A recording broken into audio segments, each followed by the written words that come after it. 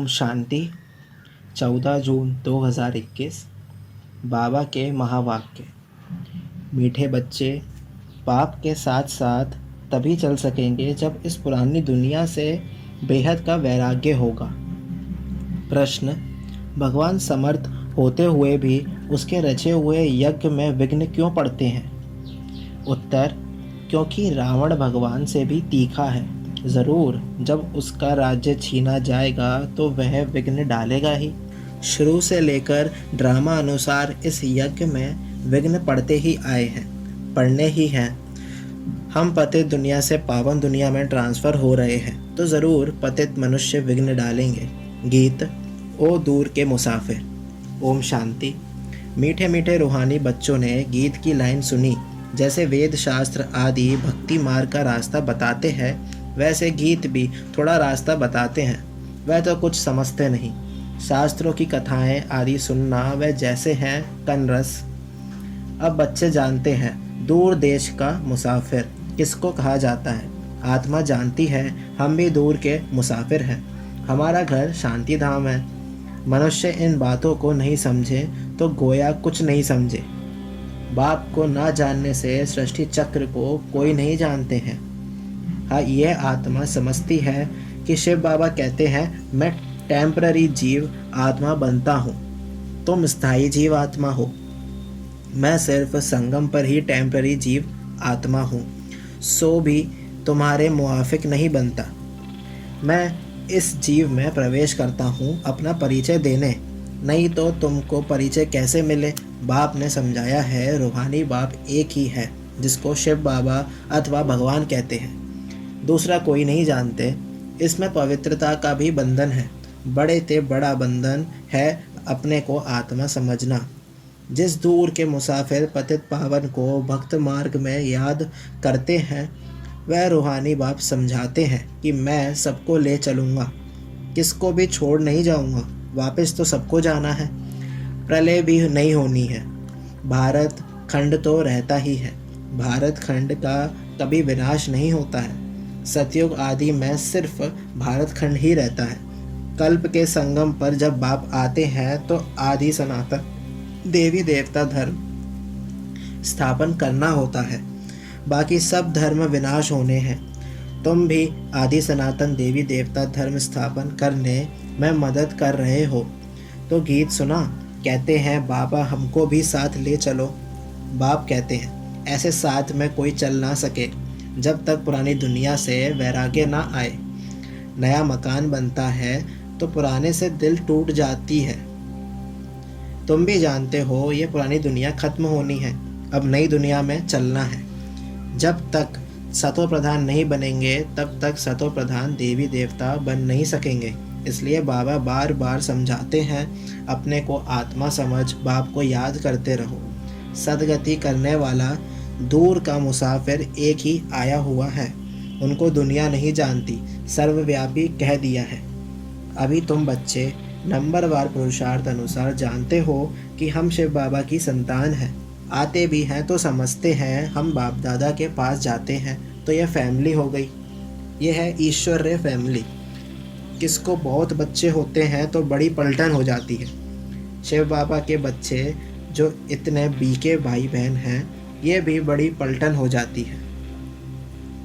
ब्रह्म कुमार कुमारियाँ सब जानते हैं हम बेहद के बाप से वर्षा लेते हैं। शास्त्रों में दिखाते हैं पांडवों और कौरवों ने खेल खेला, राजाई दाव में रखी। अब राजाई ना कौरवों की है ना पांडवों की है। ताज आदि कुछ भी नहीं है। दिखाते हैं उनको शहर निकाला मिला, हथियार आदि छिपाकर जाए रखा। यह सब है दंत कथाएं। ना पांडव राज्य है ना कौरव राज्य है, ना उनों की आपस में लड़ाई चली है। लड़ाई राजाओं की लगती है। यह तो भाई भाई हैं। लड़ाई हुई है कौरवों और यादवों की। बाकी भाई एक दो को कैसे खत्म करेंगे। दिखाते हैं पांडव कौरव लड़े, बाकी 5 पांडव बचे और एक कुत्ता रहा। वह भी सब पहाड़ पर गल मरे। खेल ही खलास। राजयोग का अर्थ ही नहीं निकला। अभी तुम बच्चे जानते हो बाप कल्प कल्प आकर एक धर्म की स्थापना करते हैं। बुलाते भी हैं पतित पावन बाबा आओ, आकर पतित से पावन बनाओ। सतयुग में सूर्यवंशी राजधानी ही होती है। ब्रह्म द्वारा विष्णुपुरी की स्थापना हो रही है। अब बाप आए हैं तो उनके डायरेक्शन पर चलना है। कमल पुष्प समान पवित्र रहना है। कन्याओं को तो नहीं कहेंगे कि गृहस्थ व्यवहार में रहते कमल फूल समान रहो, वह तो है ही पवित्र।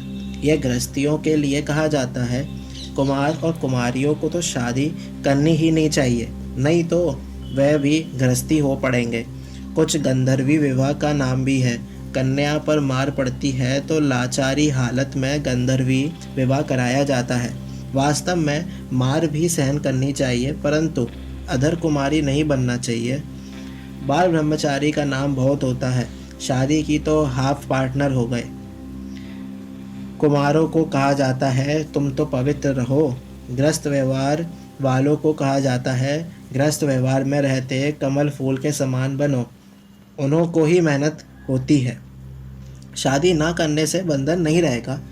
कन्या को तो पढ़ना है और ज्ञान में बहुत मजबूत रहना है।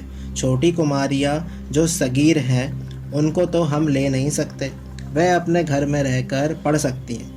माता पिता ज्ञान में आए तो सगीर को ले सकते हैं। यह तो स्कूल का स्कूल है, घर का घर है और सत्संग का सत्संग। सत माना एक बाप, जिसके लिए ही कहते हैं ओ दूर के मुसाफिर। आत्मा गोरी बनती है, बाप कहते हैं मैं मुसाफिर सदा गोरा रहता हूँ, प्योरिटी में रहने वाला हूँ। मैं आकर सभी आत्माओं को पवित्र गोरा बनाता हूँ, और तो कोई ऐसे मुसाफिर है नहीं। बाप समझाते हैं मैं आया हूँ रावण राज्य में, यह शरीर भी पराया है। तुम्हारी आत्मा कहेगी ये हमारा शरीर है, बाबा कहेंगे ये हमारा शरीर नहीं है, यह इनका शरीर है। यह पतित शरीर हमारा नहीं है। आते ही हैं इनके बहुत जन्मों के अंत के जन्म में। जो नंबर 1 पावन था वही नंबर लास्ट अर्थात अंत में विकारी बनते हैं। पहला नंबर 16 कला संपूर्ण था, अब कोई कला नहीं रही है। पतित तो सब ही हैं। तो बाप दूर देश का मुसाफिर हुआ ना, तुम आत्माएं भी मुसाफिर हो, यहाँ आकर पाठ बजाती हो। इस सृष्टि चक्र को कोई नहीं जानते हैं। भले कोई कितना भी शास्त्र आदि पढ़ा हो, परंतु यह ज्ञान कोई नहीं दे सकते। बाप समझाते हैं मैं इस तन में प्रवेश कर इन आत्माओं को ज्ञान देता हूँ। वह तो मनुष्य को शास्त्रों का ज्ञान देते हैं, वह हो गए भगत। सदगति दाता तो एक ही है, वही ज्ञान का सागर है। उनको ना जानने कारण देह अभिमान हो जाता है। वह कोई यह तो समझ चाहते नहीं है कि अपने को आत्मा निश्चय करो। आत्मा पढ़ती है, यह कोई समझाते नहीं है, क्योंकि देह अभिमान है। अभी दूर का मुसाफिर तो शिव बाबा को ही कहेंगे। तुम जानते हो हम 84 जन्म का चक्र लगा चुके हैं। बाप कहते हैं 5000 वर्ष पहले भी समझाया था कि बच्चे तुम अपने जन्मों को नहीं जानते हो, मैं जानता हूँ। गीता में आटे में लून मिसल कुछ है, वही गीता का एपिसोड, वही महाभारत की लड़ाई, वही मन बना भव मध्याजी भव का ज्ञान है। माँ में कम याद करो, लड़ाई भी बरोबर लगी है। पांडवों की विजय हुई, विजय माला विष्णु की गाई जाती है। शास्त्रों में तो दिखाया है पांडव गल मरे, फिर माला कहाँ से बनी। अब तुम समझते हो कि हम विष्णु की माला बनने यहाँ आए हैं। ऊपर में है पतित पावन बाप, उनका यादगार चाहिए ना। भक्ति मार्ग में यादगार गाया जाता है, कोई 8 की माला, कोई 108 की माला, कोई 16,108 की बनाई है। गाते हैं चढ़ती कला तेरे भाने सर्व का भला। अभी तुम जानते हो हमारी चढ़ती कला है, हम चले जाएंगे अपने सुखधाम, फिर हम वहाँ से नीचे कैसे उतरते हैं, 84 जन्म कैसे लेते हैं, यह सारा ज्ञान तुम्हारी बुद्धि में है। यह ज्ञान भूलना नहीं चाहिए। हमारे सब दुख दूर करने, श्राप मिटाए, सुख का वर्षा देने बाप आया है। रावण के श्राप से सबको दुख होता है, तो अब बाप को और वर्षे को याद करना है। तुम जानते हो हम सूर्यवंशियों ने भारत में राज्य किया, भारत में ही शिव बाबा आते हैं। भारत ही स्वर्ग था, यह घड़ी घड़ी बुद्धि में याद करना पड़े। जिसने 84 का चक्र नहीं खाया होगा वह ना धारणा करेंगे ना कराएंगे। उसके लिए समझा जाएगा कि इसने 84 जन्म नहीं लिए हैं, ये देरी से आते हैं, स्वर्ग में नहीं आते हैं। पहले पहले जाना तो अच्छा है ना। नए मकान में पहले खुद रहते हैं, फिर किराए पर चढ़ाते हैं, तो वह फिर सेकंड हैंड हुआ ना। सतयुग है नई दुनिया, त्रेता सेकंड हैंड कहेंगे। तो अब बुद्धि में आता है हम स्वर्ग नई दुनिया में जाएं, पुरुषार्थ करना है, प्रजा भी बनती जाएगी। तुमको मालूम पड़ता जाएगा कि माला में कौन कौन पिरो सकते हैं। अगर किसको सीधा कहा जाए कि तुम नहीं आएंगे तो हार्ट फेल हो जाए। इसलिए कहा जाता है कि पुरुषार्थ करो, अपनी जांच करो कि हमारी बुद्धि योग भटकता तो नहीं है। तुम्हारा शिव बाबा से कितना लव होता जाता है। कहते भी हैं हम बाप दादा के पास जाते हैं, शिव बाबा से दादा द्वारा वर्षा लेने जाते हैं। ऐसे बाप के पास तो कई बार जाएं, परंतु गृहस्थ व्यवहार भी संभालना है। भले बहुत धनवान है, परंतु इतनी फुर्सत नहीं, पूरा निश्चय नहीं, नहीं तो मास 2 मास बाद आकर रिफ्रेश हो सकते हैं। उनको घड़ी घड़ी कशिश होगी। सुई पर जंग चढ़ी हुई होती है तो चुंबक इतना खींचता नहीं है। जिनका पूरा योग होगा उनको झट कशिश होगी, भाग आएंगे। जितनी कट उतरती जाएगी उतनी कशिश होगी। हम चुंबक से मिले गीत है, चाहे मारो चाहे कुछ भी करो, हम दर से कभी नहीं निकलेंगे। परंतु वह अवस्था तो पिछाड़ी में होगी, कट निकली हुई होगी तो वह अवस्था होगी। बाप कहते हैं हे आत्माएं मन मना भव, रहो भले अपने ग्रस्त व्यवहार में। ऐसे नहीं कि यहाँ भागकर आए बैठ जाना है। सागर पास बादलों को आना है रिफ्रेश होने, फिर सर्विस पर जाना है। बंधन जब खलास हो तो सर्विस पर जा सके। माँ बाप को अपनी बच्चों को संभालना है, बाप की याद में रहना है, पवित्र बनना है।